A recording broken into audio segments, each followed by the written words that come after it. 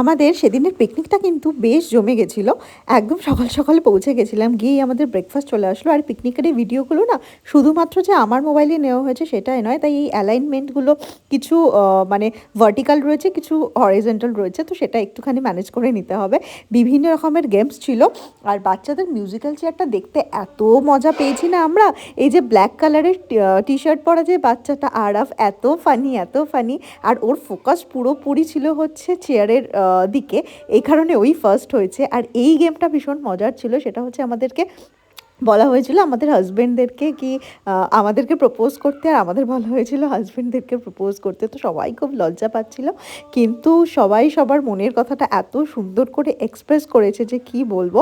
তো সেখানেই ছোট ছোট কিছু ক্লিপস আমি নিয়েছিলাম, বিকজ এগুলো দেখতে মানে আমি এত এনজয় করছিলাম, এত এনজয় করছিলাম যে প্রপার যে ভিডিও নিতে হবে সেটাই আমার মাথায় ছিল না। তারপরে চলে আসলো আমার হাজব্যান্ডের ব্যাপার।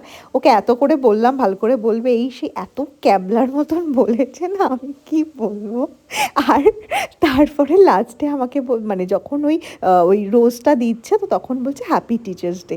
মানে কি বলবো, সত্যি আমরা কিন্তু হাজব্যান্ডদের টিচারই, আদারওয়াইজ ওদের যে এত ভুলভ্রান্তি হয় সেগুলো তো আমরাই ধরিয়ে দিই। তো টেকনিক্যালি কিন্তু আমরা টিচারই হলাম ওদের। তো যাই হোক, তো ওভারঅল তারপরে আমিও প্রপোজ করেছি, মানে যেটা অ্যাকচুয়ালি সেটাই বলেছি যে আমাদের হাজব্যান্ডরা সত্যিই আমাদেরকে ভালোবাসে। তো ওভারঅল খেলাধুলো, খাওয়া দাওয়া সব কিছু নিয়ে পিকনিকটা কিন্তু একদম জমে গেছিলো। প্রত্যেকটা মানে ইভেন্ট খুব ভালো।